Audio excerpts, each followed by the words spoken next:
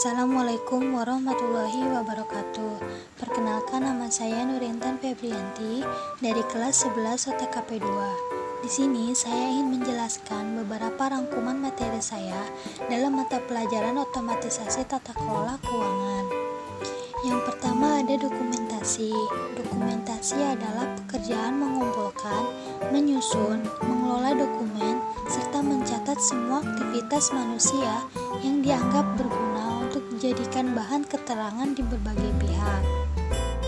Yang kedua ada fungsi dokumentasi secara umum, di mana fungsi ini menyediakan informasi tentang isi dokumen bagi pengguna, keterangan umum, serta memberikan alat bukti dan data akurat mengenai keterangan dokumen, melindungi, menyimpan, mempersiapkan dan mengembangkan koleksi dokumen bagi bangsa dan negara, serta memberikan jaminan keutuhan, keautentikan, informasi, dan data yang ada dalam dokumen. Selanjutnya yang ketiga ada peranan dokumentasi.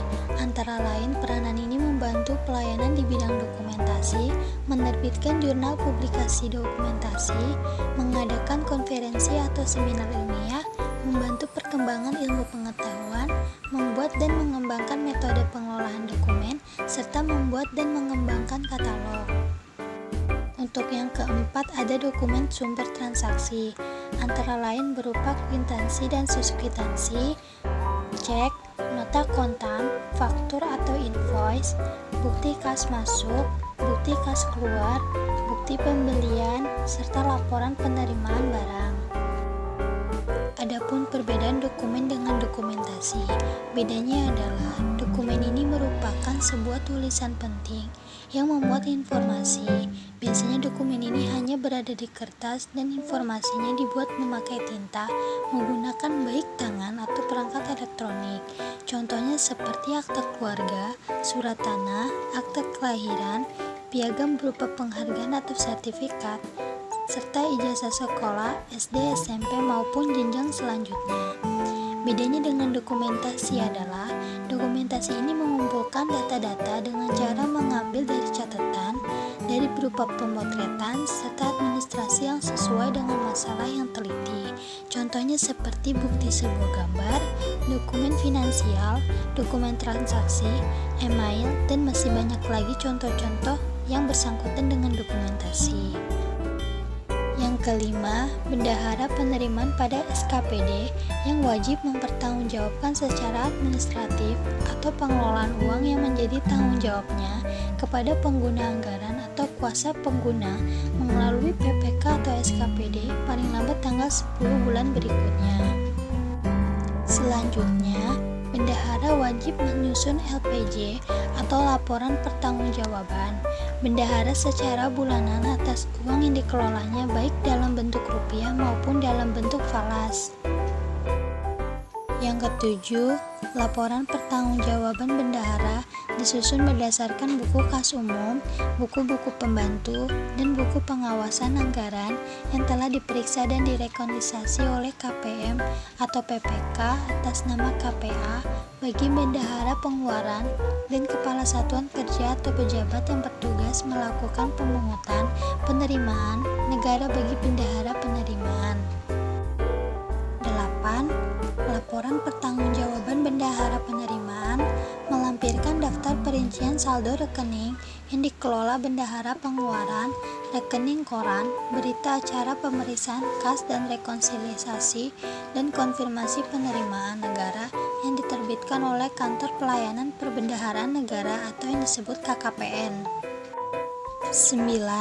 Laporan pertanggungjawaban bendahara penerimaan dan laporan pertanggungjawaban bendahara pengeluaran yang benar disampaikan ke Kantor Pelayanan Perbendaharaan Negara paling lambat tanggal 10 bulan berikutnya.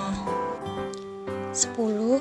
Adapun bentuk laporan pertanggungjawaban yang menyajikan informasi antara lain adalah keadaan pembukuan pada bulan pelaporan meliputi saldo awal, penambahan, penggunaan, dan saldo akhir dari buku-buku pembantu.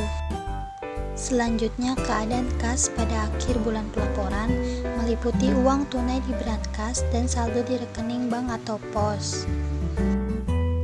Adapun hasil rekonsiliasi internal antara pembukuan bendahara dan unit akuntansi kuasa pengguna anggaran atau yang disebut UAKPA. Yang terakhir, penjelasan atas selisih atau jika ada antara saldo buku dan saldo kas. Selanjutnya yang ke-11, adapun ketentuan verifikasi laporan pertanggungjawaban adalah sebagai berikut. Yang pertama ada kantor pelayanan perbendaharaan negara, dan yang kedua ada kuasa perbendaharaan umum negara yang melakukan verifikasi atas laporan pertanggungjawabannya yang diterima dari bendahara penerimaan maupun bendahara pengeluaran. 12. Pelaksanaan verifikasi meliputi kegiatan-kegiatan sebagai berikut. Yang pertama, membandingkan saldo uang persediaan yang tertuang dalam laporan pertanggungjawaban dengan kartu pengawasan kredit anggaran yang ada di kantor pelayanan perbendaharaan negara atau yang disebut KPPN. Yang kedua, membandingkan saldo awal yang tertuang dalam laporan pertanggungjawaban bulan sebelumnya. Yang ketiga, menguji kebenaran nilai uang di rekening bank yang tercantum dalam laporan pertanggungjawaban dengan salinan rekening koran bendahara. Untuk yang keempat, menguji kebenaran penghitungan atau penambatan pengurangan pada laporan pertanggungjawaban. Untuk yang terakhir, meneliti kepatuhan bendahara dalam penyetoran pajak dan dalam penyampaian laporan pertanggungjawaban. Sekian itu saja materi yang saya sampaikan. Terima kasih, kurang lebihnya mohon maaf. Wassalamualaikum warahmatullahi wabarakatuh.